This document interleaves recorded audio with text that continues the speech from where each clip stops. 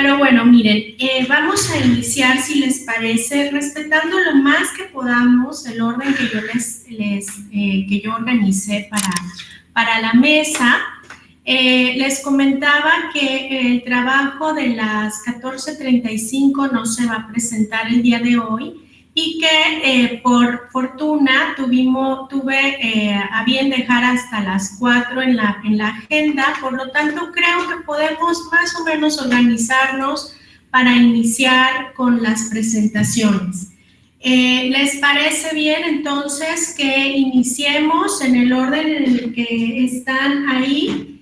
Jimena, sí. Qué pena, yo sí te debo solicitar si puedes poner mi socialización un poquito antes, porque es que yo tengo otra ponencia y la tengo para ahora a las 3:30 de la tarde.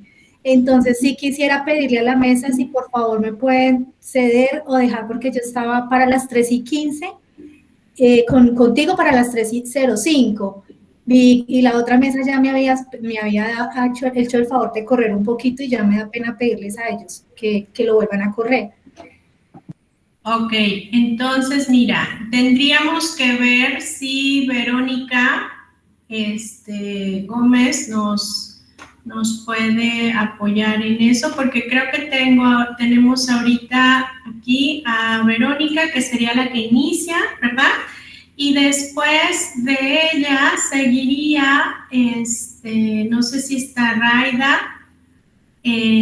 luego Marta Cecilia Velosa y después seguirías tú, Andrea. Entonces, dependerá, Marta Cecilia sí está. Entonces, dependerá básicamente de Verónica y de Marta si es que te permiten que inicies para que ya luego nosotros nos quedemos con las sesiones. ¿Cómo ven? ¿Qué les parece? Jimena, bueno, buenas tardes a todos.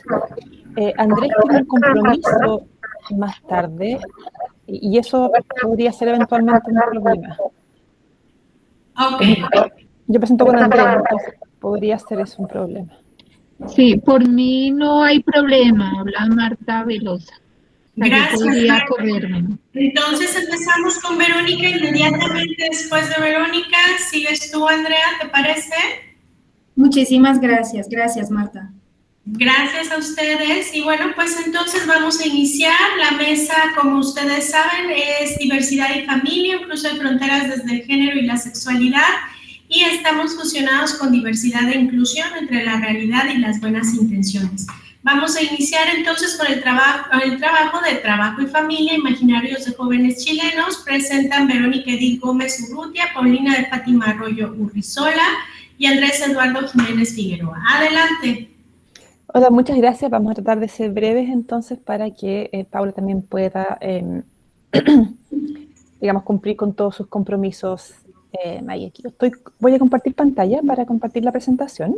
Por favor.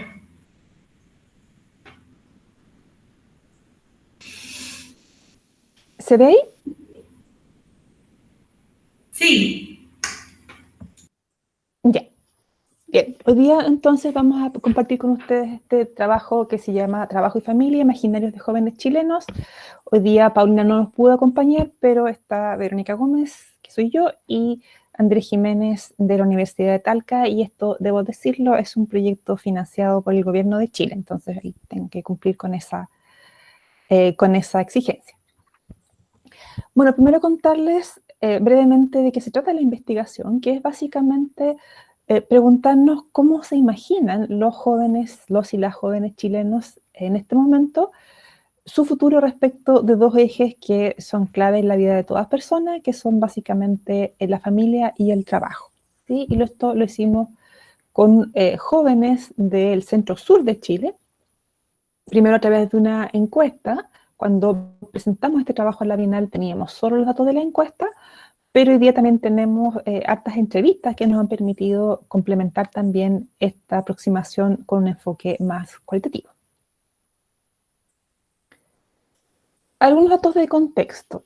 Básicamente esta preocupación surge del hecho de que sabemos que la gente joven, estamos pensando en personas entre 18 y 30 años básicamente, están crecientemente dispuestos a ampliar el abanico de posibilidades que están en juego cuando consideran sus proyectos personales, ¿sí? Y esto básicamente significa repensar de modo distinto el trabajo remunerado, pero también nuevas formas de hacer pareja y familia. Esto, por supuesto, entendemos que, dada la diversidad que hay en las experiencias juveniles, tiene varios clivajes. O sea, depende mucho del género, del lugar de origen geográfico, de la clase social, la gama de opciones que las personas pueden barajar.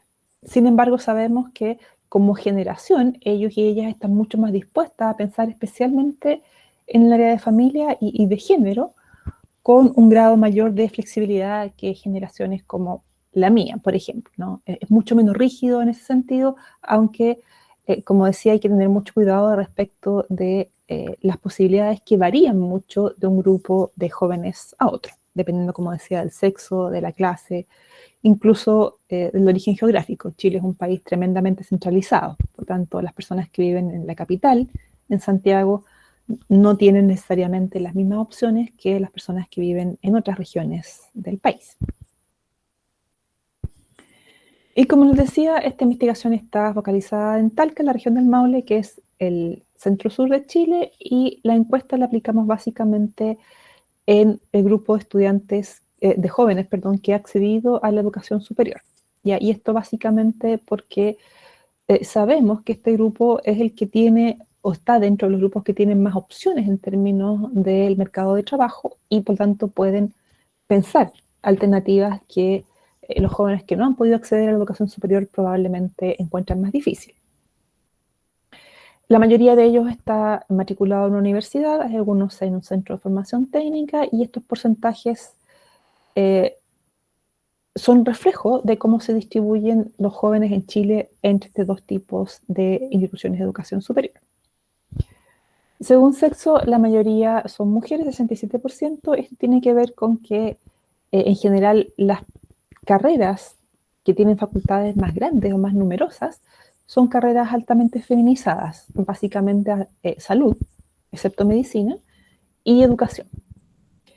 La edad promedio, como ustedes pueden ver ahí, fue de casi 22 años y al momento de aplicarse la encuesta, la gran mayoría era soltero o soltera y no estaba en una relación de pareja estable o tenía hijos e hijas. Eso quiere decir que estamos hablando de una población que está proyectando un futuro más que contando con la experiencia ya de haber tenido, por ejemplo, una relación de pareja con convivencia o con hijos. Y más del 70% de ellos y ellas pertenece al sector de menos ingresos de la sociedad chilena.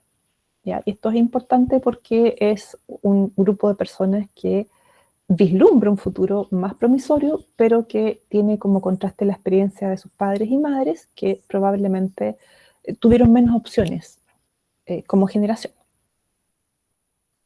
Andrés, ¿sigues tú? Sí, dentro de los principales resultados que nosotros queremos destacar en una escala de 1 a 6, donde 1 representa, digamos, para nada importante y 6 muy importante, la pregunta fue la siguiente: ¿qué tan importantes son, en tu opinión, los siguientes motivos para iniciar un negocio o emprendimiento laboral propio? Aquí solamente hemos considerado dentro del porcentaje la relación importante y muy importante. Acá se puede apreciar que existen diferencias significativas en relación, digamos, al ítem que dice no encontrará un trabajo lo que ha estudiado, donde mayoritariamente, digamos, la opinión está bastante clara respecto a la mujer en relación a los hombres. Y en relación, digamos, al ítem sintiera que mi trabajo actual no me ofrece oportunidades de crecimiento profesional, donde también las mujeres encuentran que existe una brecha bastante marcada en relación, digamos, a la opinión de los hombres. Y también lo podemos ver reflejado en el ítem que dice que se sintiera que es discriminado o discriminada en el mercado de trabajo, donde casi un 53,9% de las mujeres reporta, digamos, que esto es muy importante o importante.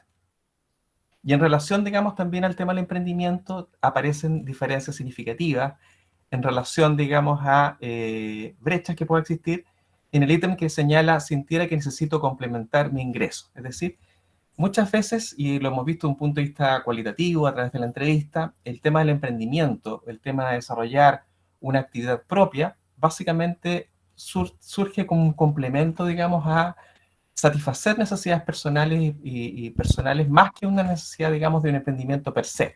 Es decir, la autogestión, el hecho de proveer de ingresos básicamente es de subsistencia y se ve muy marcado en relación, digamos, a este enfoque de género. No existen diferencias significativas en relación, por ejemplo, a los ítems que señalan mi trabajo actual no me pagará lo que considero que merezco ganar, y en relación, digamos, a ser su propio jefe, es decir, tener más autonomía, digamos. No aparecen como diferencias significativas entre hombres y mujeres en este reporte en particular. En relación a la siguiente, en la tabla 2, que es básicamente una síntesis de un trabajo que hemos hecho desde un punto de vista cualitativo y cuantitativo, pero en relación a la encuesta en particular, se aprecia que en la relación, digamos, en una situación ideal de nacimientos del primer hijo o hija, dependerá, aquí solamente, digamos, hemos considerado la declaración de aquellos que desean tener hijos y han pensado en ello, es decir, una proyección respecto al ámbito familiar en términos de la descendencia, el porcentaje que marca la opción.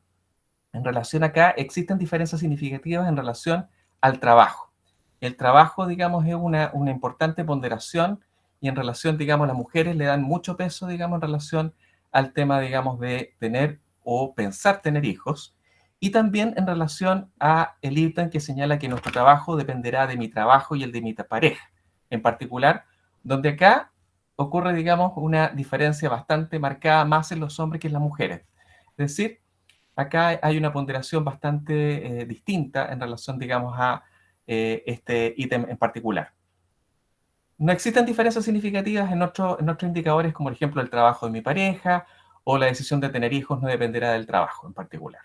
Así que acá es muy importante señalar esta diferencia entre hombres y mujeres en relación, digamos, a la muestra de jóvenes de las universidades.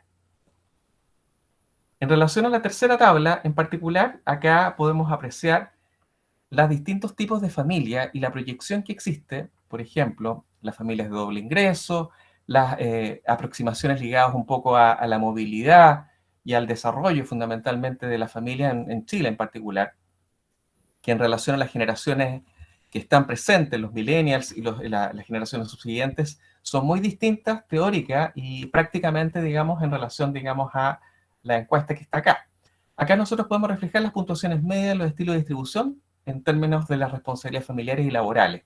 Es decir, el plano de la corresponsabilidad familiar, el tema de la mantención económica, el ser proveedor o proveedora, etc. Y en una escala de 1 a 5, donde 1 es completamente en desacuerdo y 5 completamente de acuerdo, encontramos que existen diferencias significativas en relación, digamos, a la provisión de ingresos, fundamentalmente.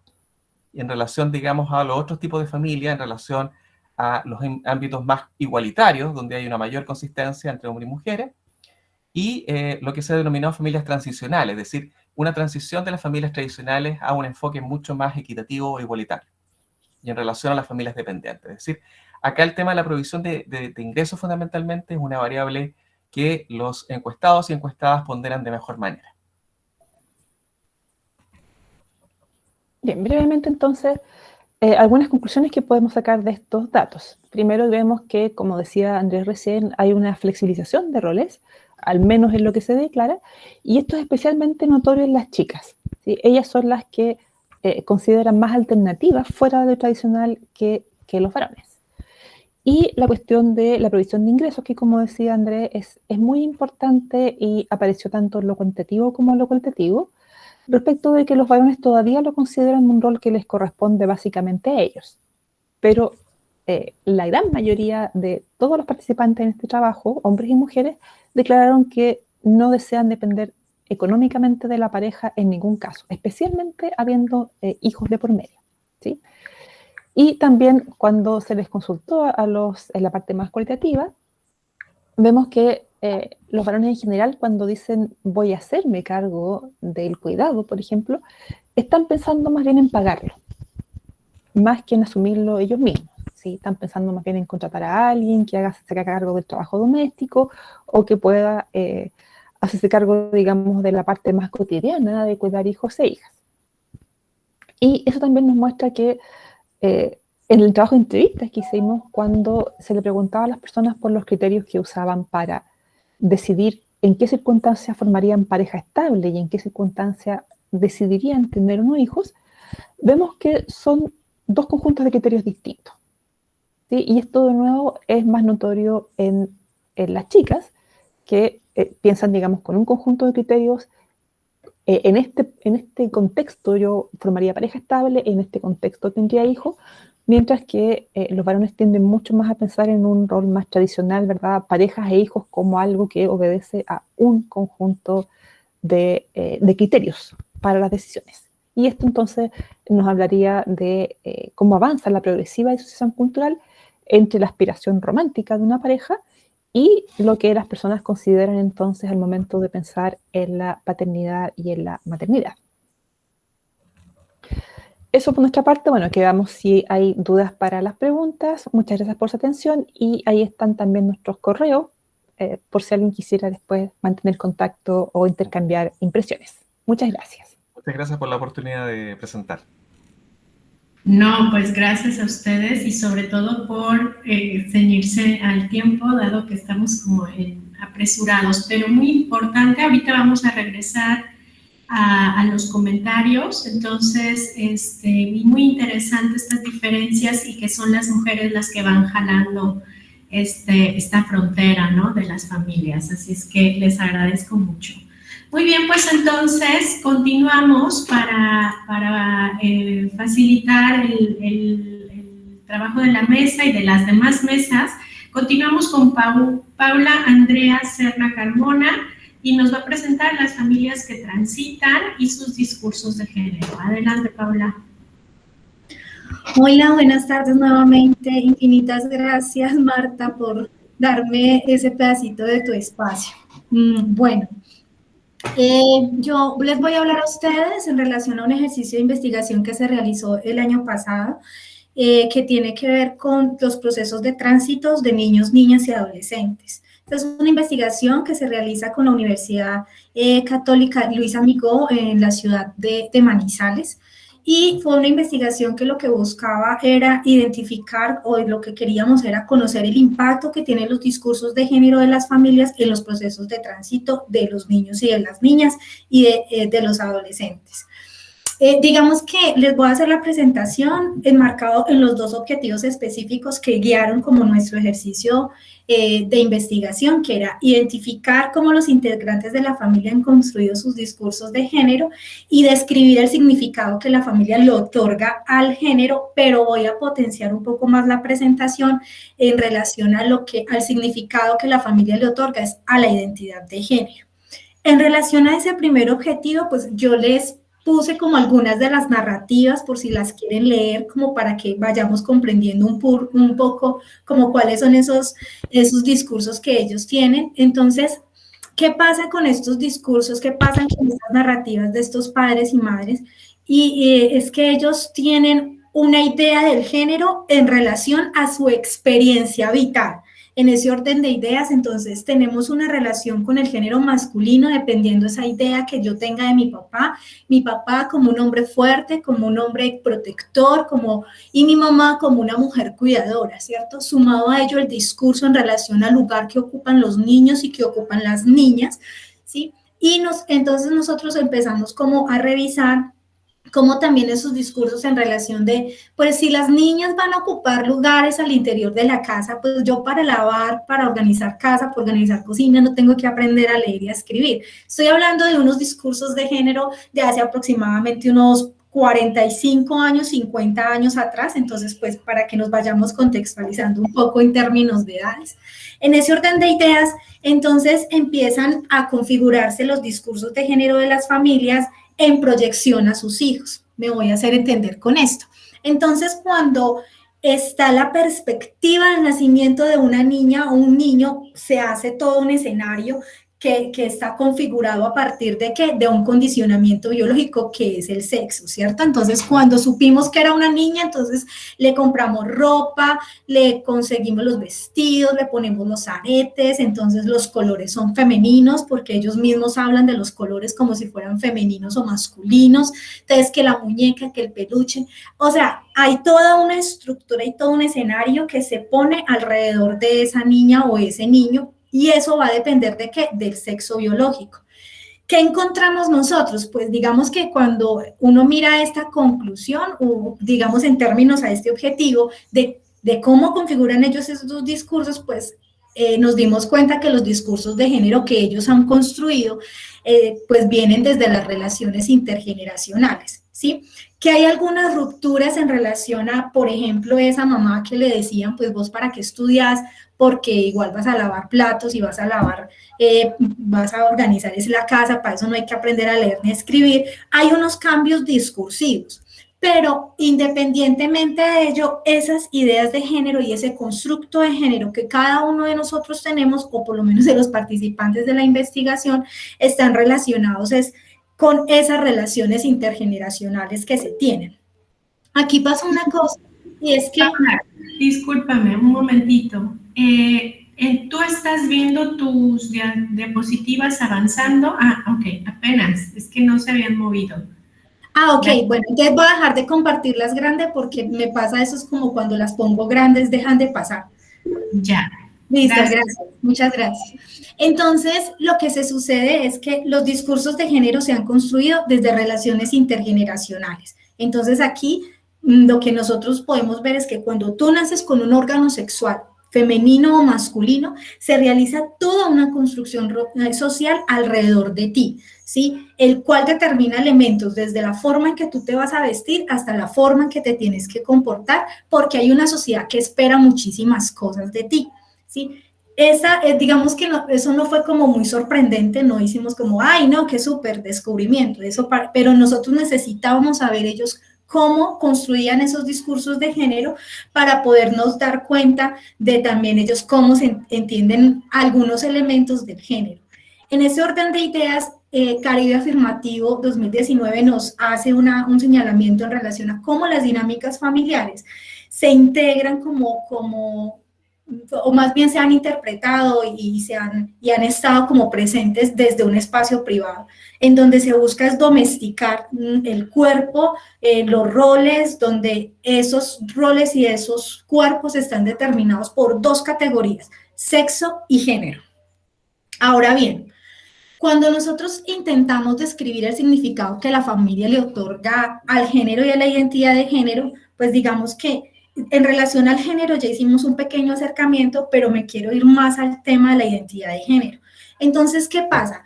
Pudimos encontrar que para ellos la identidad de género es entendida como una manera de vivir, de ser y de sentir. Estoy hablando de familias trans, ¿listo?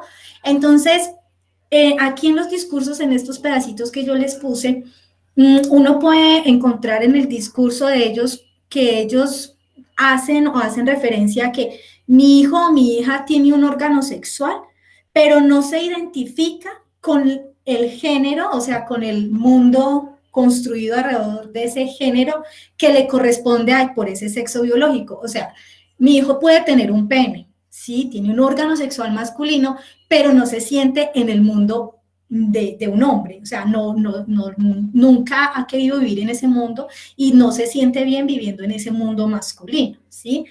Ellos, las familias que están en procesos de tránsito, entonces nosotros podemos encontrar algo que fue muy importante, o por lo menos para nosotros, es que las familias rompen de manera inconsciente con esa relación que siempre ha habido sexo, identidad de género. O sea, ellos tienen la capacidad como padres y madres de entender que sus hijos o sus hijas, independientemente del órgano sexual que tienen, no se identifican con el mundo de género que se supone corresponde a ese sexo biológico, ¿sí? Ahí ellos dan lugar a esas identidades trans y a esas familias trans. Eso para nosotros fue muy importante, o sea, entender que las familias rompen con esa relación, pero ojo con esto, las familias no han realizado rupturas significativas entre lo que es la identidad de género y el género, dando lugar a esos procesos heteronormativos. Si ustedes leen un poco esto, encontramos algunos asuntos que yo sé que a algunos nos ha tocado esos discursos, pues por lo menos aquí en Colombia se usa mucho, y es cuando la mamá le dice a uno, es que usted es mujer para unas cosas, pero para otras no, o es que usted es hombre para unas cosas, pero para otras no. Digamos que todo lo hemos vivido, entonces eso para nosotros no fue tan significativo, pero en esta última parte de esta narrativa donde dice, ella quiere que la deje salir a la calle como antes, como cuando era un hombre, pero ella ahora es una mujer y se debe comportar como tal. Dentro de los grupos focales nosotros encontramos cómo los chicos, las chicas, especialmente las chicas, porque en los chicos el discurso cambia, cómo las chicas trans sentían ese agobio de lo femenino, me voy a hacer entender. Nosotros teníamos un grupo focal con una chica, esa narrativa no está acá, y ella tiene aproximadamente de tener ya 19 años, pero entonces ella nos contaba cómo cuando era niño, cuando vivía como niño, cuando no hablaba de su incongruencia, él estaba en la calle hasta tarde, no organizaba nada, se levantaba y dejaba la cama sin organizar, no recogía ni los calzoncillos, pues en desorden total, una cosa de esas. Pero cuando habla y empieza su proceso de tránsito a femenino, todo su mundo vital cambia. En ese orden de ideas, la mamá empieza a encerrarla y a decirle, si usted es una mujer, tiene que lavar platos, tiene que recoger sus cosas, tiene que organizar, y allí eso se convierte en un asunto tensionante en el proceso de tránsito. Hay un discurso de género en relación a que si vos te identificas como niña, te vas a comportar como niña respecto a ¿qué? A la construcción de género que yo tenga. Lo mismo pasa con los chicos, pero es especialmente en relación a temas de actitud, de acciones, y se tiene que comportar como hombre, porque es que si quiere ser un hombre de verdad, se tiene que tener estas características de ser hombre. En ese sentido, las familias, para las familias, transitar no significa cambiar el nombre, cambiar el artículo, cambiar la vestimenta, sino que además, si ellos se identifican con un género, se espera de ellos un comportamiento en relación a ese género. ¿Listo?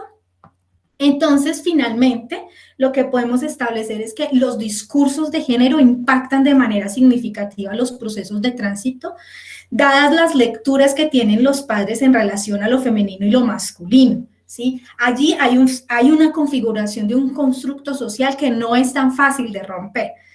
Entonces, esto como resultado en que podemos ver familias que rompen y con esa configuración entre sexo y género, pero no con la configuración género e identidad de género. En ese orden de ideas, estos discursos de género de las familias impactan los procesos de tránsito potentemente en dos elementos: lo que quieren y desean los chicos y chicas y lo que quieren y desean los demás. Los demás es esa familia, generándose así una distorsión en la construcción del género, ¿sí? Del género de cada uno de ellos, ¿sí? Y obviamente existiendo estos elementos de género tan potentes que están marcados en relación a los comportamientos deseables y esperables, ¿qué termina pasando? Se terminan realizando dentro de los procesos de tránsito procesos de heteronormalización y género-normalización en un mundo que ellos ven aún de manera binaria. Entonces, quisiera como cerrar como con esto, que fue algo muy potente que nosotros terminamos, y es una chica que quiere hacer un proceso de tránsito, la familia la apoya y la familia está allí en la medida en que sea una niña, se comporte como niña y tenga la configuración y sentido de ser niña, ¿cierto? La familia no vive en lo binario, la familia el tránsito no termina siendo un proceso de diversidad, sino que al parecer termina siendo un proceso de encasillamiento y de normalización social. Vas a ser una niña, pero vas a ser una niña en todo el sentido de la palabra, ¿sí? Encontrando inclusive que a veces dentro de las familias se ven discursos relacionados con que tenemos una niña que le gustan, una niña trans que le gustan las niñas, y entonces las familias terminan por pensar que es que entonces mi hijo o mi hija está equivocado, mi hijo o mi hija está mal. Terminamos entonces normalizando, heteronormalizando los procesos de tránsito de los niños y las niñas por los discursos de género que están estructurados desde esas relaciones intergeneracionales. Muchísimas gracias. Mi Dios les pague.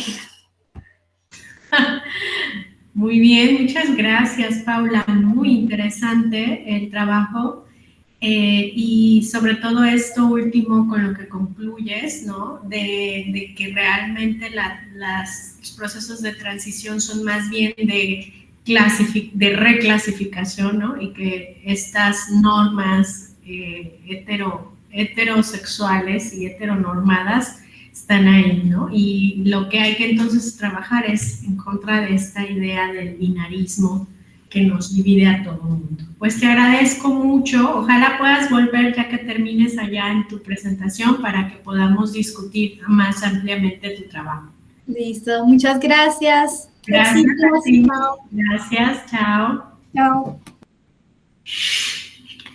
Muy bien, pues entonces vamos a continuar, si les parece bien, con el trabajo de significados de familia en familias actuales con Marta Cecilia Velosa Morales. Bueno, buenas tardes a todos y a todas. Como ya me presentaron, mi nombre es Marta Cecilia Velosa, yo soy de profesión enfermera y el proyecto, o sea, el trabajo que les traigo es parte del trabajo que hemos hecho como enfermeras, pero dentro de la enfermería como ese trabajo social que también estamos llamadas a hacer. Voy a compartir en este instante mi pantalla y voy a apagar la cámara para que no me vaya a hacer interferencia. Adelante.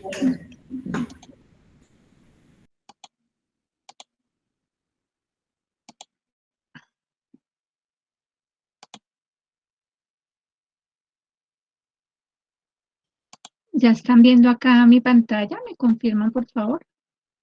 Sí, ya se ve. Bueno, muchas gracias. Nosotros acá estoy con dos compañeras que son con las que hemos venido trabajando este proyecto. Nosotros somos docentes de enfermería de la Fundación Universitaria del Área Andina. Y este trabajo pues tiene un contexto y unos antecedentes. Este trabajo fue financiado por la Fundación Universitaria del Área Andina, un proyecto que pasó en la Convocatoria Nacional de Proyectos de Investigación del 2019 de la Fundación Universitaria y bajo la línea de entornos del cuidado y perteneciendo al grupo de investigación Guanaco, las tres docentes que estamos aquí, aparte de eso, somos también docentes investigadoras del grupo.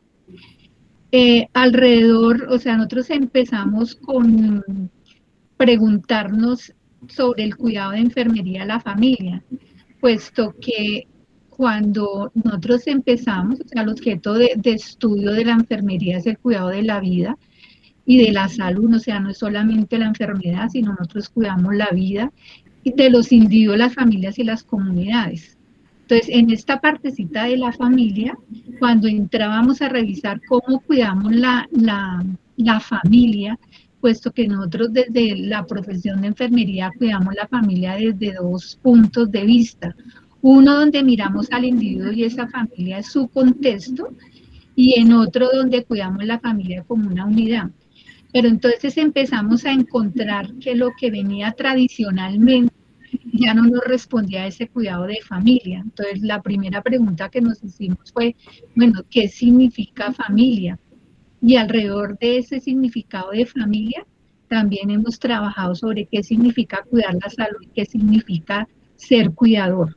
O sea, cuidador no solamente como un profesional que cuida a otros, sino el mismo cuidador familiar, que esos son también dos vertientes del trabajo que hemos venido desarrollando a través del 2020 y parte del 2021. Frente a este concepto de familia, entonces nosotros empezamos a ver que no solamente hay una diversidad en el concepto, sino también en las formas, en los tipos de familia y por supuesto que en su estructura y en su dinámica, lo cual se traducía en que había no solamente una diversidad en lo que era familia, sino una diversidad también en cómo debemos abordarla, cómo debemos cuidarla. Entonces nos hicimos la pregunta para este proyecto de cuál es el significado que el ser humano desde su diversidad vive y construye familia. con el objetivo de comprender esos significados que el ser humano desde esa diversidad vive y construye en familia. La metodología que utilizamos tiene un enfoque cualitativo, es un diseño narrativo, la técnica que se utilizó fue la entrevista semiestructurada. Nuestros participantes fueron integrantes de 3 familias, el muestreo intencional. En cuanto a esas 3 familias, ya mostrando parte de los resultados, entrevistamos a 3 familias más, hablando como de nuevas formas familiares o lo que llaman ahora familias actuales.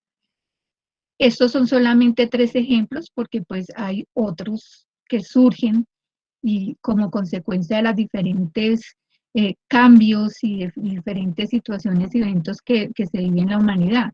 Entonces acá tenemos de ejemplo una familia homoparental, acá nos participó la pareja, una familia homoparental integrada por 2 mujeres. Una familia con hijos productos de inseminación, acá participaron 2 mujeres, o sea, la mujer que se inseminó y la madre de esta, y una familia adoptiva, donde también participó la abuela y la madre de la parte adoptiva. Como ven, nuestras participantes en su totalidad fueron mujeres. Luego de la entrevista nos emergieron prácticamente 4 categorías: lo que significaba familia, la aceptación, la crianza y las actitudes del medio. Entonces, estas categorías las definimos de acuerdo a lo que encontramos. Entonces, lo primero que nosotros partimos era que era significado y tomamos el concepto de Gergen y Gergen del 2011, donde se dice que ese significado es la idea o el concepto creado a través de la relación personal. Entonces, para este estudio, el significado de familia es el concepto construido a través de las relaciones personales, que en este caso son los participantes, y es ese significado que le dan a la familia.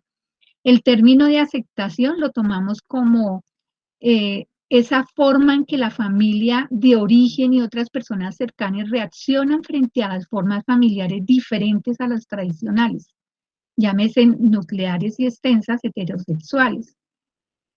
La crianza la definimos como esa responsabilidad de afecto, respeto, protección y apoyo para establecer pautas de crianza, normas y límites al comportamiento de los niños que hacen parte de la familia. Y las actitudes del medio hace referencia a las reacciones y comportamientos de personas, grupos e instituciones que hacen parte de esas redes de apoyo frente a las formas familiares diferentes a las tradicionales. Entonces, una vez que nosotros hicimos las entrevistas y que hicimos el análisis, que le dimos ese concepto a cada una de las categorías, empezamos a construir alrededor de eso a través de las diferentes voces de los participantes. Y acá simplemente les traigo algunos ejemplos de esas voces.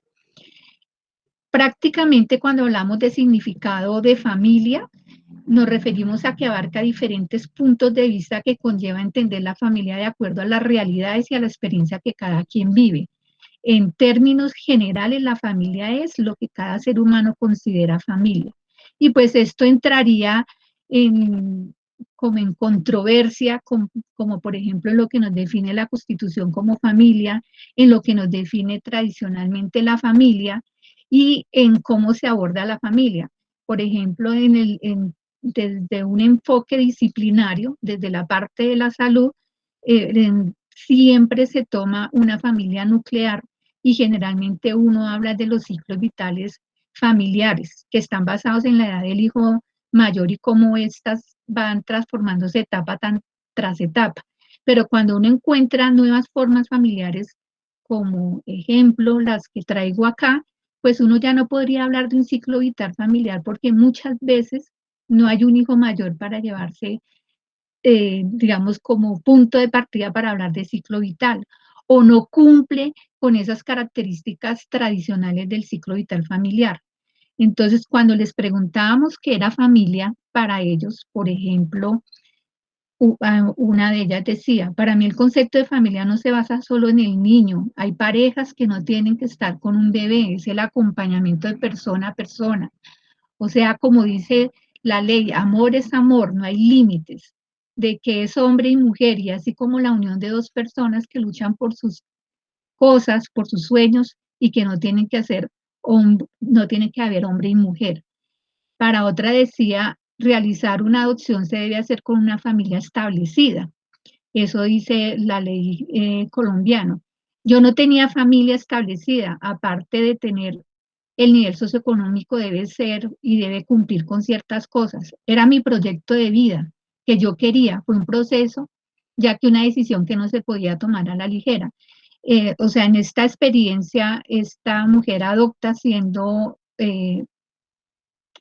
tener pareja estable, o sea, casada, no era una persona soltera que quería adoptar y pues por supuesto tuvo un montón de trabas y de controversia a partir de ello. Finalmente logra tener una niña adoptada, la cual empieza a criar con su mamá. Ella decidió ser mamá y mamá soltera. Quería tener un hijo y tomó la decisión de hacerlo a través de la inseminación artificial. Lo hizo y no porque tenga algún problema con los hombres o que no le guste. Decía la mamá de esta mujer que decidió también hacerse una inseminación artificial simplemente porque quería tener el sueño de ser madre. Otra nos decía, por ejemplo, la familia significa que le pueda brindar todo el afecto y las necesidades básicas como corresponde, ya que es un derecho de cada niño y niña que goce de un desarrollo infantil integral. Entonces es preferible que a otra familia que esté dispuesta a tener hijos con toda la responsabilidad del caso puedan darle algo más allá de lo material, así como también un hogar que es realmente importante. Frente a la categoría de aceptación, también traigo algunas voces que nos dan un poquito de idea sobre qué es esto. Podemos decir que las familias pasan por diferentes etapas para llegar a la aceptación de una familia diferente a la tradicional, para afrontar esa realidad y posteriormente reestructurar la familia. Entonces, una de ellas decía, a pesar de que obviamente a uno se le va a venir mucho lo que lo juzgan, a uno a pesar de eso enfocarse en lo que uno quiere, porque si uno se pone a pensar en la felicidad de los demás, jamás van a estar contentos, así tengan las cosas bien o mal, jamás van a estar contentos de que uno haga lo que uno quiera. Otra decía, la familia no puede estar de acuerdo de las parejas del mismo sexo. Digamos que en mi familia ya saben que yo estoy con ella, que tenemos un bebé y aceptan eso. Al principio sí era bastante duro porque pues decían que no, pero pues sí aceptaron. Soy una mujer de la época antigua y la verdad consideraba que los embarazos son un proceso divino y que era algo imperdonable utilizar esta nueva tecnología para dejar a una mujer en embarazo. El día que mi hija nos mencionó el sueño y el deseo de tener un bebé, la acompañé a recibir toda la información de la inseminación artificial. Al ver a mi hija con esa decisión ya tomada y el sueño que tenía de convertirse como madre, la apoyé de todas las formas posibles. El recurrir a una técnica de reproducción asistida para cumplir el sueño de ser madre y llevar a vivir las experiencias del embarazo en todo el proceso, llevan a que haya cuestionamientos de la familia y de la sociedad. Al final lo acepta. Entonces, digamos que una de las cosas que veíamos era que en cualquier forma familiar diferente, la aceptación inicial no es tan fácil, pero a medida que transcurre el tiempo, a medida que conocen lo que significa para cada una de las personas el crear una familia diferente, la familia termina en la mayoría de las veces aceptándolo. Frente a la parte de la crianza, decían que asumir responsabilidades de afecto, solidaridad, respeto, protección y apoyo, al igual que en las familias tradicionales, se van estableciendo pautas de crianza, normas y límites al comportamiento de los niños y niñas. Con esto querían decir, o sea, no es distinto que un niño sea criado por una pareja homosexual, por una sola madre o en cualquier otra circunstancia es lo mismo, porque la crianza simplemente es asumir esas responsabilidades. Y frente a eso, también aquí hay varias voces, pero en términos generales a lo que ellos hacían, la mayoría, las que hacían referencia a esto, era el gran temor que sentían de poder explicarles a los hijos, sus familias, especialmente cuando entraban al colegio, especialmente cuando habían otras personas que estaban cuestionando. Y en general lo que ellos decían, lo que importa es decir la verdad, lo que importa son los principios, los valores. Y si de pronto uno tiene un acompañamiento por un profesional, sería muchísimo mejor. Pero a los niños hay que criarlos con la verdad, hay que contarles cómo es la situación, hay que ayudarlos a entender cómo son las cosas. Sin embargo, manifestaban muchísimo temor frente a esto. La parte de las actitudes del medio es otra situación que lleva a pensar que se invaden los derechos de la familia, que se invade la privacidad. Entonces, frente a esto decían, la familia tiene derecho a la protección, a que la sociedad respete y proteja a la familia. Entonces, por lo menos decían la experiencia de la pareja homosexual, una de ellas tuvo su bebé y decían, el hospital cuando nació el niño, porque son muy homofóbicos, entonces nos iban a quitar el niño. O sea, ella refería en este caso que habían llamado bienestar familiar porque no les parecía que era lo correcto en ese sitio específico donde nació este bebé. Otras decían, nos mudamos de casa porque como los vecinos se enteraron de todo, no queríamos que algún imprudente fuera a contar lo que corresponde a mi hija decirle a la niña y el tiempo que ella tome la decisión contarle la verdad. Otra decía, cuando la mujer llega a los 35, 36 años y aún no es madre, la presión social y de la familia es constante. Ya no vas a tener hijos, no vas a ser mamá. Mi papá al principio, cuando yo bordeaba los 38 y 39 años, me dijo, ya vi que no me va a dar un nieto. Entonces, estos ejemplos, algunas de las cosas que a diario viven las parejas y las familias que son diferentes. Ya lo habían mencionado anteriormente en las conferencias anteriores, precisamente lo que es la presión y lo que es el lineamiento general y tradicional que de una o de otra manera inciden en todas estas personas. Sacamos unas conclusiones donde decimos que enfrentamos una realidad, la diversidad familiar, la cual exige derechos igualitarios frente a la transformación de la conformación y dinámica familiar, de las diferentes modalidades de relaciones que evidencian la necesidad de ampliar la mirada sobre nuevos modelos familiares, para lo cual es necesario entender la familia de acuerdo a las realidades y experiencias que cada familia vive. El significado de familia para las nuevas formas familiares es el resultado de lo que cada ser humano considera como su familia, que no es otra cosa que la realidad vivida por cada uno de ellos. Las vivencias de las familias diferentes a las tradicionales reflejan una forma más de hacer o conformar una familia, con sentimientos, miedos y momentos felices, al igual que cualquier familia, que manifiestan temor al momento de afrontar y aclarar las preguntas de los niños. Sin embargo, se sienten seguros al afirmar que la mejor manera de responder a esas inquietudes es con la verdad, con respeto y amor, porque es la realidad que viven y el lugar en el cual, junto con sus seres queridos, construyen familia. Eso es parte de la bibliografía que utilizamos y muchísimas gracias por la atención prestada. Muchas gracias, Marta. Fabuloso el trabajo y de verdad de cómo se nota que las disciplinas, las teorías y sobre todo las instituciones van millas atrás de la vida y de la gente y de cómo se va organizando las personas, ¿no?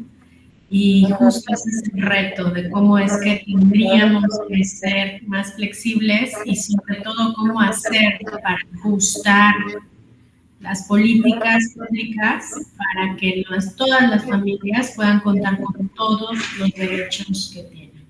Te agradezco mucho. Gracias. Muy bien, pues ya nos acomodamos ahora con el tiempo, así es que ahora vamos a darle la palabra a nuestras siguientes ponentes que nos van a presentar imaginarios sociales del concepto de feminidad y masculinidad que inciden en la construcción en el hombre y la mujer en el municipio de Cajicá, y ellas son Angélica Lizeth Gómez Ladino y Dayana Maritza Ascutstar Andrade. Discúlpame si no lo pronuncio bien. Bienvenidas. Buenas tardes para todos. En unos momentos les presentamos. Mi compañera creo que va a hacer la presentación de las diapositivas.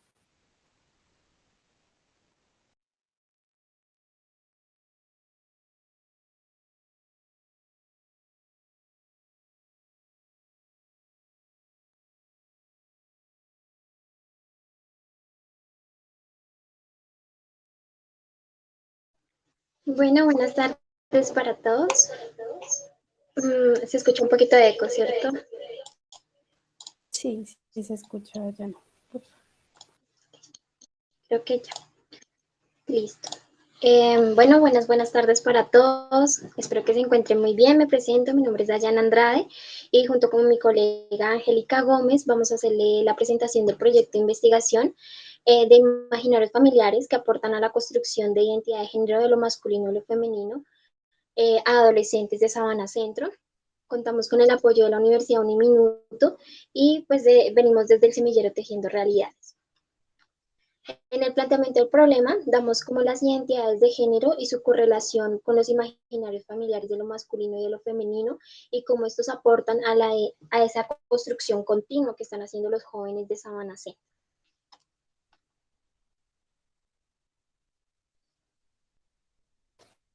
Bien, como pregunta problema, nosotras junto con mi compañera planteamos cuáles son los imaginarios familiares que dan la definición de lo masculino y lo femenino en la construcción de ser hombre y del ser mujer en adolescentes y jóvenes de Sabana Centro. Esto pues está ubicado en Cajicá y Zipaquirá, Cundinamarca, Colombia.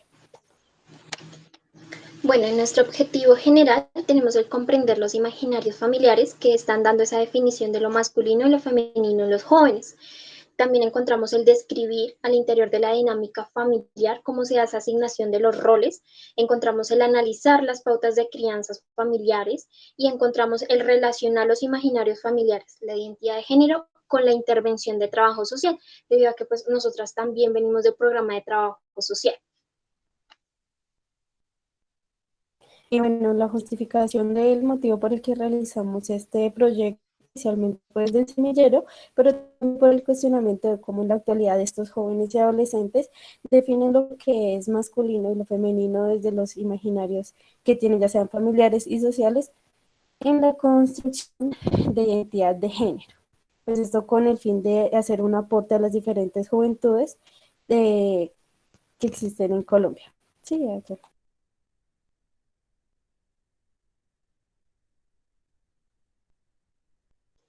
Bueno, dentro de nuestro marco teórico se definieron 4 categorías que fueron género, roles, imaginarios sociales y familiares y familia.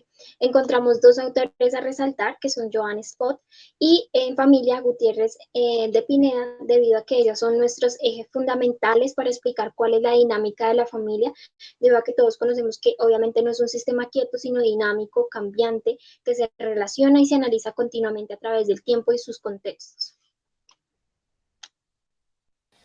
Bueno, ya dentro de nuestra metodología, nosotras escogimos la metodología cualitativa con enfoque hermenéutico, ya que pues debido también a la pandemia hicimos revisión de documentos y también tuvimos un acercamiento con jóvenes y adolescentes en el municipio de Cajicá. Y dentro de nuestras técnicas e instrumentos tenemos la observación participante y no participante, actividades lúdicas en donde participaron estos adolescentes, encuesta estructurada y semiestructurada, entrevista e historias de vida de cada uno de ellos. Nuestros participantes fueron 8 adolescentes del municipio de Cajicá, 68 participantes de la Corporación Universitaria Minuto de Dios, quienes nos aportaron participando en una encuesta virtual que realizamos. En total fueron 76 participantes. Bueno, ya como resultados tenemos el describir al interior de la familia y se encontró que existe cierta flexibilidad en la designación de los roles familiares con los jóvenes al interior de los hogares. Es decir, que las mujeres ya no se están limitando, bueno, usted desde pequeña tiene que cocinar, sino que ya los jóvenes están empezando a explorar nuevos roles, los cuales siempre han sido designados para la mujer, para, digamos, de una forma femenina, tienes que actuar así, tienes que pensar así. Entonces ya esa forma ha ido flexibilizándose dentro de las familias que encuestamos. Encontramos también esa desestructuración de los roles de género. Ya las mujeres se encuentran en un empoderamiento y en una flexibilidad de construcción de sí misma, de cómo se siente, cómo me interiorizo, cómo genero esos procesos de resignificación como mujer y asimismo como hombre. Por eso estamos hablando en este tiempo moderno sobre las nuevas masculinidades, esas nuevas masculinidades que se muestran más sensibles, fuera de esos esquemas del patriarcado, fuera de esos esquemas rígidos que siempre se ha sometido o se ha hablado del género en cuestiones de historia. Encontramos también ese desplazamiento familiar en el sentido de qué pasa.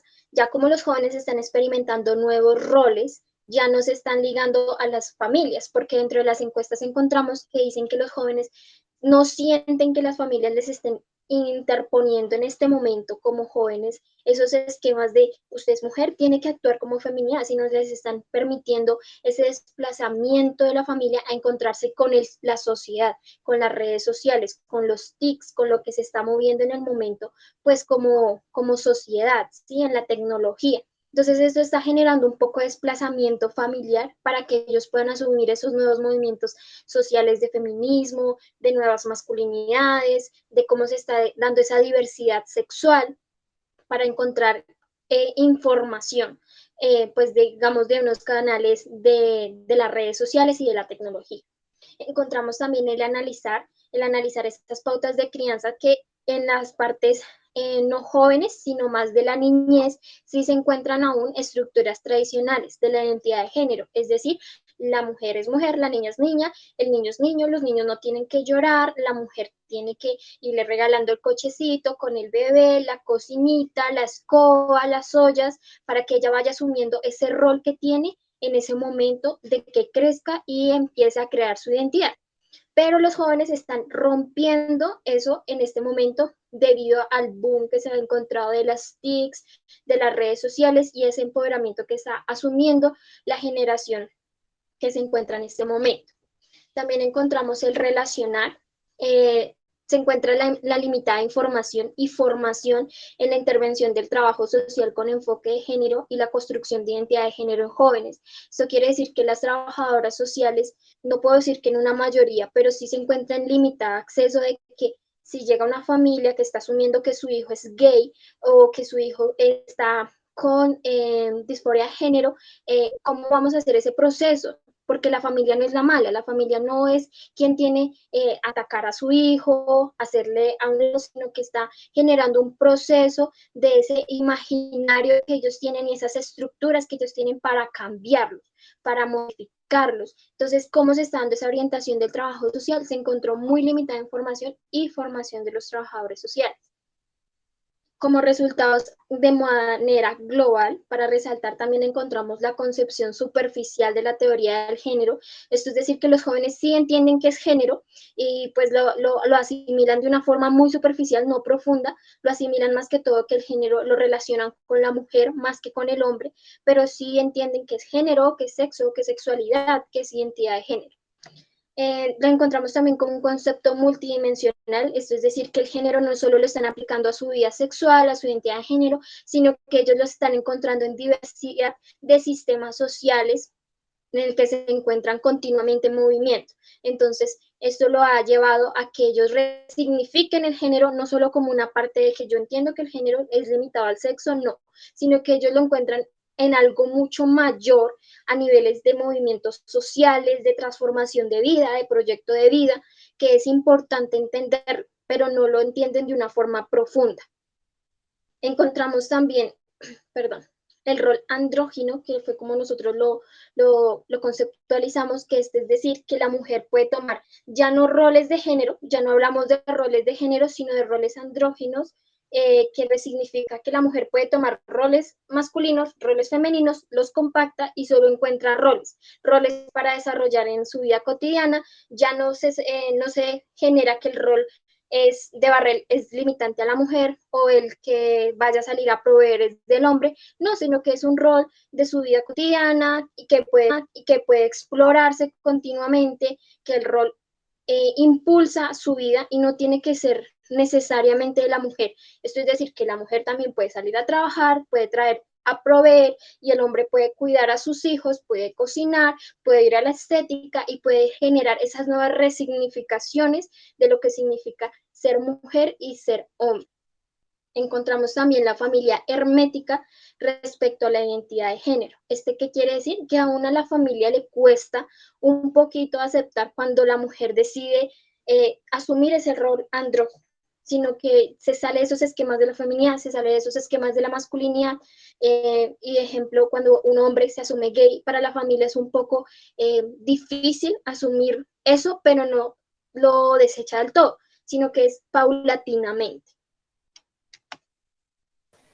Bien, ya teniendo en cuenta los resultados de la encuesta que aplicamos y algunos, se puede decir que comentarios que nos realizaron los jóvenes, los adolescentes en Cajica, tenemos aquí las gráficas y una de las preguntas que aplicamos fue: ¿cuál cree que los colores se deben asignar por género? En donde la mayoría de las respuestas que se asignó ahí es que los colores no tienen género. Esto, digamos, que a una base, un soporte a lo que mi compañera ahorita mencionaba sobre el tema de las nuevas juventudes que se presentan en Colombia, perdón. De igual forma, tenemos también pues aquí como dentro de esta pregunta, cómo la familia influye o impone dentro de los jóvenes y adolescentes los roles o los patrones que se tienen de masculinidad y feminidad, en donde pues no se tiene, digamos, que un resultado en donde totalmente sea no, sino que es, digamos, que se puede decir que está algo nivelado entre sí y no. Entonces, digamos que se tiene un proceso de lo que se ha venido estableciendo como lo que es género, lo masculino, lo femenino. De igual forma, pues aquí tenemos el testimonio de uno de los adolescentes de Cajica, en donde pues él dice que es una estructura, lo que es hombre y ser mujer es una estructura que durante el tiempo la sociedad ha venido generando dentro de las familias. Sigue, por favor. Bien, ahora acá tenemos el impacto de la política, cómo queremos impactar dentro de las políticas públicas a nivel general y pues a nivel de cada municipio. Pues esto nosotras lo miramos desde el lado desde la reformulación, el acompañamiento y la gestión que nosotras realizamos como trabajadoras sociales en las mesas de trabajo y principalmente con la participación de los jóvenes y adolescentes y los colectivos de estos mismos. Esto con el fin pues de generar este impacto y que se identifique o que se haga resaltar el nuevo concepto y los nuevos pensamientos e imaginarios que tienen ellos respecto al género masculino, femenino y lo que es ser hombre y mujer. Sin embargo, pues se tiene en cuenta lo que ahorita mi compañera Yana mencionaba, el que pocos o algunos profesionales aún no tienden a realizar este tipo de proyectos por lo mismo, porque aún no existe ese espíritu profesional. Sin embargo, nosotras pues le apuntamos a hacer este impacto con la reformulación, el acompañamiento y la gestión con estos chicos.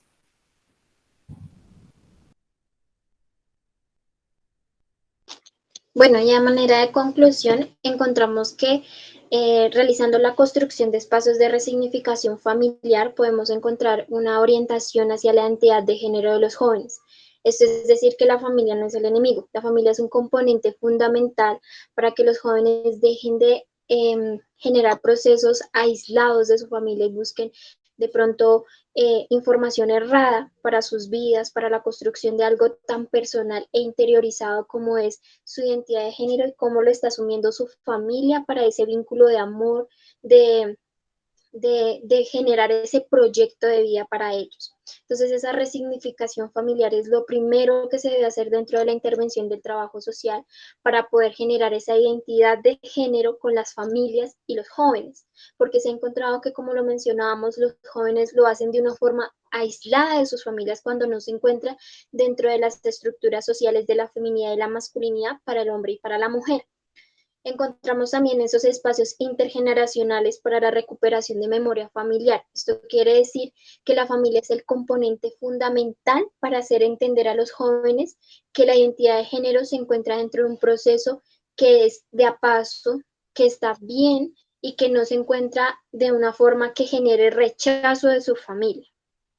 Encontramos una identidad de género diversa, dinámica, exponente para la vida de los jóvenes, ¿sí? Para que ellos puedan generar procesos conscientes de que su vida es algo importante para su familia y no encuentren en cosas aisladas y puedan aportar realmente procesos de cambio a la sociedad desde ellos mismos.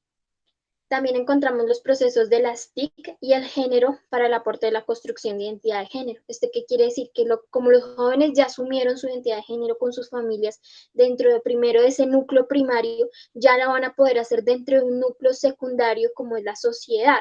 En este caso, pues para este proyecto de investigación, como la sociedad, como núcleo secundario, para generar esos procesos con otros jóvenes y no generar problemáticas mayores como el suicidio, como la depresión, cosas que llevan a aislar a los jóvenes y a tomar decisiones que pueden ser obviamente drásticas para su vida. Entonces encontramos eso como conclusión y muchísimas gracias a todos por la atención a este proyecto. Muchas gracias también por la oportunidad de presentar. Si tienen alguna pregunta, pues con gusto las responderemos. Muchas gracias. Muchas gracias, chicas. Muy interesante también el trabajo y muy claro desde una mirada, pues eso de chicas y chicos que están viviendo su día a día y su propia co-construcción, ¿no? Porque no es una construcción individual, como bien dicen, sino que es una co-construcción, es decir, se integran los esquemas familiares, tradicionales, históricos, con los deseos y las motivaciones de los chicos y chicas, y cómo es que hay que ir encontrando estas formas de coincidir y de jalar en conjunto. Muchas gracias. Y bien, pues entonces tenemos unos minutos para que, si gustan, abrimos el espacio por si hay comentarios, por si algunas de las ponentes que ahora ya nos quedamos solo mujeres, se fue nuestro compañero, ¿verdad? Bueno, si tienen algo más que agregar, si quisieran compartir algo más, y sobre todo ver si encontraron algunos puntos de coincidencia entre el trabajo que ustedes presentaron y los trabajos de las compañeras. Hola, Jimena, por aquí hay un pedacito mío todavía. Estaba escuchando precisamente a las chicas, y entonces me pareció muy interesante cuando ellas preguntan que si crees que los géneros se le asignan colores. Es muy interesante lo que ustedes dicen, pero yo hubiera hecho la pregunta distinto, algo como esto. Si vas a hacer un baby shower y sabes que tu amiga va a tener un niño, escoge entre los siguientes colores para adornar la fiesta. Y se van a dar cuenta que es una cosa de locos cuando la gente dice, no, el género no tiene colores, pero el baby shower va a ser azul, máximo verde, pero rosa no, porque rosa sí es niño. Entonces, claro, es muy interesante lo que ustedes dicen, porque uno creería, y la respuesta de los chicos es, ay no, y se los digo por experiencia, yo doy clases de sexualidad y los estudiantes dicen, ay no, y cuando ya se les olvida un poco y hago el ejercicio ellos con el baby shower, oiga, caen, todos me hacen la fiesta de rosa, pues muy pocos utilizan colores neutros como el blanco, como el verde, el amarillo. Entonces eso es muy interesante lo que ustedes dicen, pero claro, la forma en que se plantea la pregunta también puede determinar de manera significativa la respuesta. Es como algo, porque claro, como Joyce menciona el tema de los colores como parte del ejercicio de construcción, entonces por eso yo decía, claro, es la forma en que se hace la pregunta la que tal vez puede que no sea no se pueda dar un ejercicio más potente en la conversa. Así es. Bueno, yo Sí, con la adelante. cucharada ahí. Sí, claro, todas las apreciaciones son muy bien recibidas porque realmente nosotras somos, pues digamos que investigadoras un poquito pequeñas, primíparas, entonces obviamente esos procesos sí son enriquecedores. Eh, Sabemos que condicionamos un poco la respuesta con eso que nos mencionas y tienes toda la razón, ¿verdad? Muchísimas gracias.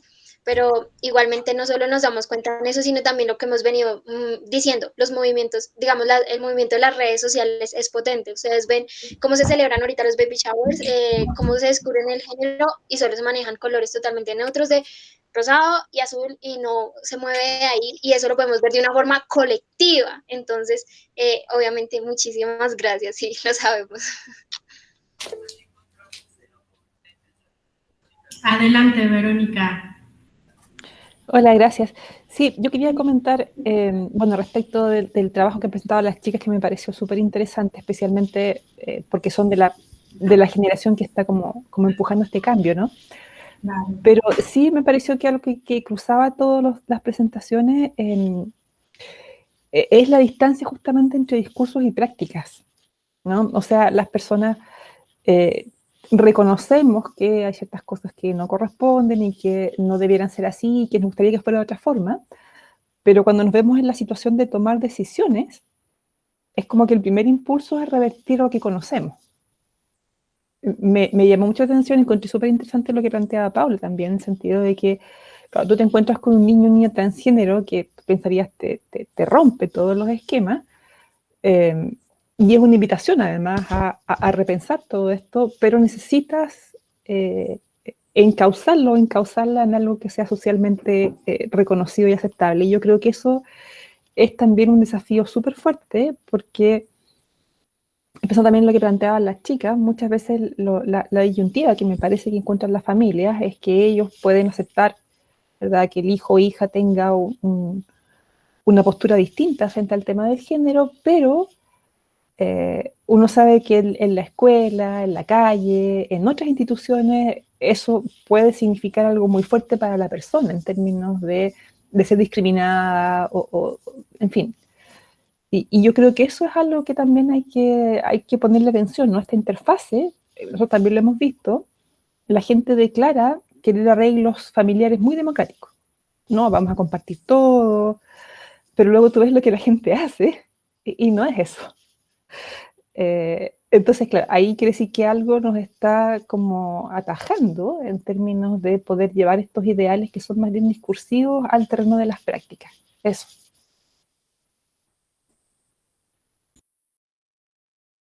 Sí, muchas gracias, Verónica. Claro que hay como un análisis bien importante que va más allá a lo mejor de una pregunta como tal, sino más bien de lo que plantea Paula es cómo es que los lentes que te vas a poner es lo que te va a permitir ver. Entonces, más bien es las metodologías, los instrumentos y las técnicas son las que te ayudan a construir el dato y no al revés, ¿verdad? Es decir, no es el dato o la realidad la que está ahí, sino más bien es la técnica la que te va a construir ese dato. Y eso creo que es muy importante. Y la otra, lo que dice Verónica, evidentemente tiene que ver también como con las maneras en las que nosotros queremos ser vistas y vistos, ¿no? Y queremos que nos evalúen, ya sea las trabajadoras sociales o las psicólogas o las sociólogas o las antropólogas, las investigadoras, no, pues yo voy a quedar bien. Pero de ahí a que en la vida cotidiana yo tenga claro que estoy haciendo cierto tipo de prácticas que son sexistas, discriminatorias o incluso racistas, bueno, hay un camino muy largo, ¿verdad? Por andar, pero muchas gracias. Bien, vamos con Marta. Adelante. Sí, yo oyéndolas a todas, pues sí encuentro muchos puntos de encuentro. Porque ninguno discute con lo que hemos venido diciendo desde las diferentes miradas cada uno de los que aquí expusimos nuestros trabajos. Y llego a la misma conclusión que siempre he llegado, ¿no? Y especialmente con la familia, en las familias donde crecen los niños, en donde empiezan a socializar, en donde es tan importante todas estas pautas de crianza que tienen que ver con lo que han mencionado de los roles que asumen, de los colores y demás. Pero aún seguimos trabajando separadamente todas las disciplinas por nuestra parte. Y vemos la necesidad de que ese trabajo debe ser conjunto, o sea, debe ser conjunto precisamente porque la realidad que viven en este momento las diferentes personas, independientemente de la edad que tengan y que incide directamente en la familia, nos está llamando a gritos que están cambiando y que no los podemos seguir tratando como siempre se han tratado, sino que tenemos que ser conscientes de ese llamado donde dicen, o sea, no me pueden tratar como una pareja o como una familia, como una persona diferente, eh, porque es que yo como persona me identifico y tengo unos derechos y entre mis diferencias y mis diversidades tengo que ser reconocido y debo ser reconocido como individuo y como familia. Y ese reconocimiento se da no solamente de palabras, sino como lo han dicho al trayecto de todas las ponencias en la práctica. No se queda solamente ahí en el discurso, porque finalmente se empiezan a reconocer todas estas diversidades, pero seguimos abordando las personas, las familias desde lo tradicional.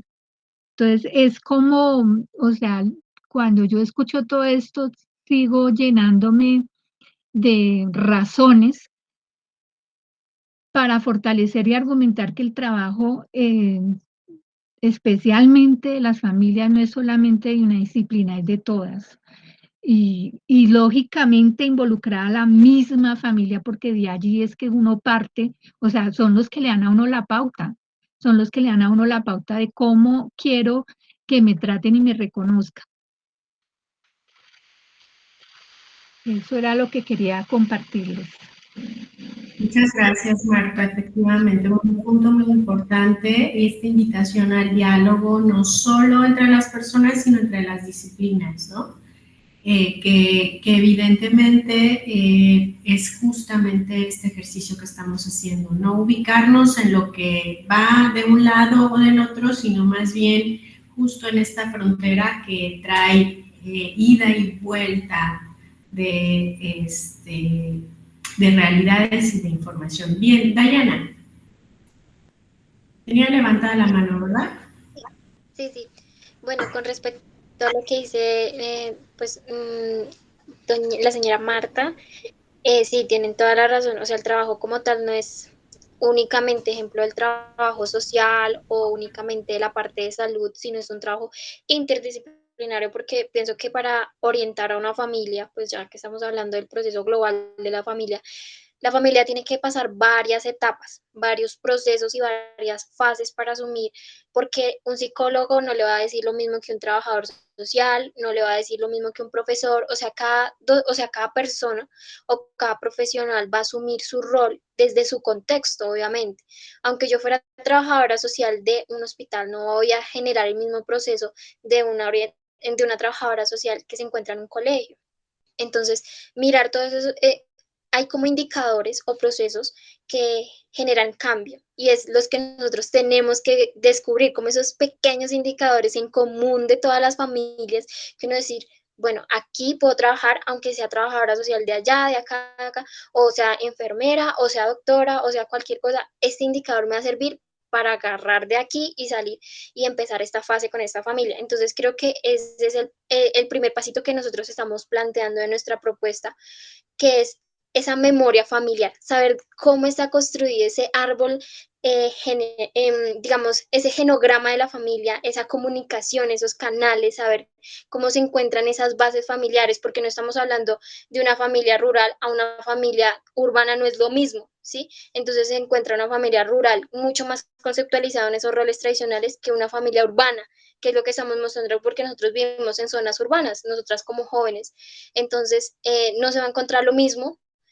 Entonces esos pequeños roles esos pequeños indicadores nos van a servir para saber si no importa la profesión que tengamos, nos va a servir para encontrar esa memoria familiar y decir, de pronto acá está el problema, de pronto aquí está la raíz y de aquí podemos arrancar. Entonces pienso que la memoria familiar es algo fundamental para encontrar esas pequeñas raíces. Muy bien, muchas gracias. Esto que dices de que hay puntos particulares que alientan el cambio, creo que es bien relevante. Sin embargo, también hay que saber, ¿no?, cómo es que existe una gran tendencia, o más bien muchas inercias a que este cambio no sea un cambio, como le llaman en la teoría de la comunicación, de segundo grado, ¿no? O sea, de segundo nivel, sino que son cambios como, ok, bueno, pues entonces vamos a hacer camisas rosas para los hombres. Y bueno, se va a ver muy bien que traiga su camisa rosa, ¿no? Pero que una chica vaya a comprar ropa en el departamento de hombres, ahí sí es así como, ¿qué pasa? Entonces hay como sí hay una idea, como una cierta noción del cambio, pero luego hay que analizar también que esos cambios no necesariamente son estos cambios que te llevan a modificar un paradigma. Y justo que es ahí en donde nosotros tenemos que estar como bien atentas, porque también creo que algo que es muy importante en los trabajos que todas presentaron es que hay una intención muy particular como de cuestionar y de analizar uno de estos ejes afectivos que nos dan sentido a las personas, ¿no? Sin embargo, esta necesidad de cuestionar esto, pues también está atravesada por nuestra propia historia y nuestros propios retos personales. Entonces, creo que ese es otro elemento muy importante de analizar, no solo la metodología que se utiliza, las técnicas, sino con qué miradas y desde qué intereses particulares yo como investigadora, dependiendo del nivel o de la disciplina en que sea, es que yo estoy aproximándome a este objeto de estudio que es la familia, que es el género, que es la juventud y que son estas búsquedas de reconfiguración de las nuevas realidades. Así es que creo que hay una parte interesante ahí de reflexionar sobre qué de lo personal y de lo mío es que me está tocando o me está ayudando a reconstruir este trabajo que estoy haciendo, ¿no? Bueno, no sé si tengan alguna otra comentario o alguna otra idea o reacción generada de esta mesa que al final logramos sacar adelante porque nos faltaron algunas colegas, pero al final ya pasó la tormenta. Marta, adelante.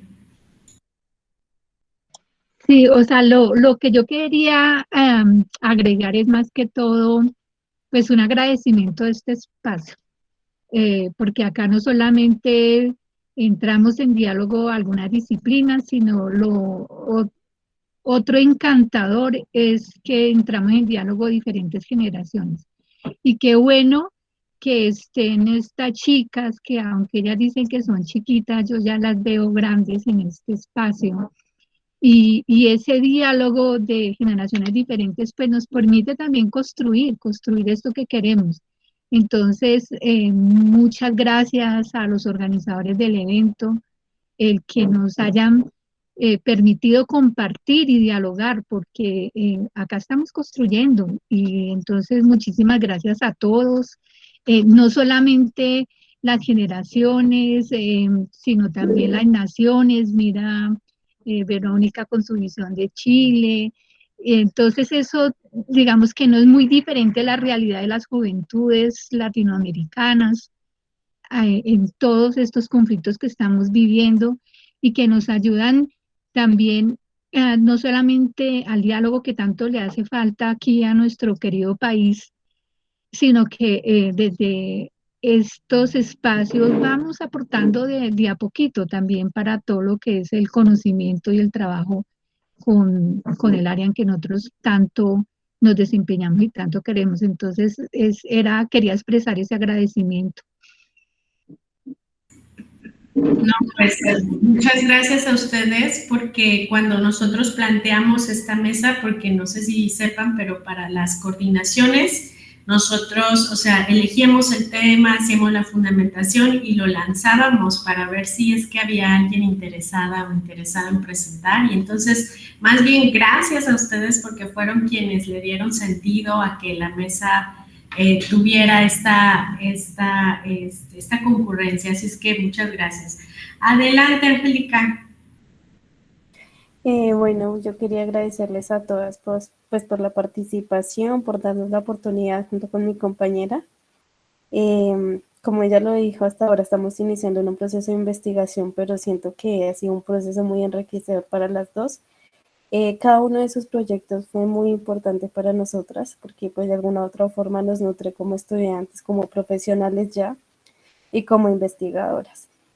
Nada, agradecerle a doña Marta, a Verónica y a la otra señora Paula, creo que fue la que nos hizo la retroalimentación. Muchas gracias y pues esperamos seguir en estos espacios de encuentros para seguir con nuestros proyectos ya planeados. Muchas gracias. No, pues gracias a ustedes nuevamente. Y claro, o sea, más bien hay que ponerse el reto como de mantener, sobre todo si les gusta el proceso de investigación, bueno, es algo que es enorme, en lo que se pueden aprender muchas cosas, así es que es muy, muy halagador e interesante ver que las chicas jóvenes están interesadas en estos temas. Bueno, pues entonces, no sé si haya alguna otra cosa. Así es, van muy bien. Y si no, bueno, pues entonces les quiero agradecer. Mañana espero que ya no tengamos tanto lío para entrar. Están cordialmente invitadas a la segunda parte de la mesa. En esta segunda parte vamos a tener también algunos trabajos que están dentro de la mesa. Había una mesa de diversidad e inclusión que nos pidieron el favor que incluyéramos algunos trabajos porque no tenían demasiados. Entonces va a haber algunos trabajos asociados a inclusión educativa que creo que resultarán también interesantes porque, como bien dice Marta, no solamente hay que dialogar entre quienes tenemos objetos de estudio en común o intereses en común, sino también entre quienes están a lo mejor en alguna otra área enfrentando algunas otras problemáticas que seguramente podemos encontrar coincidencias y podemos encontrar puntos en común. Bien, entonces mañana les digo que espero que podamos iniciar a tiempo. Están cordialmente invitadas para la segunda parte de la mesa y si no, pues esperemos coincidir en algún otro momento. Ha sido un gusto escucharles y sobre todo conocer el trabajo que están realizando.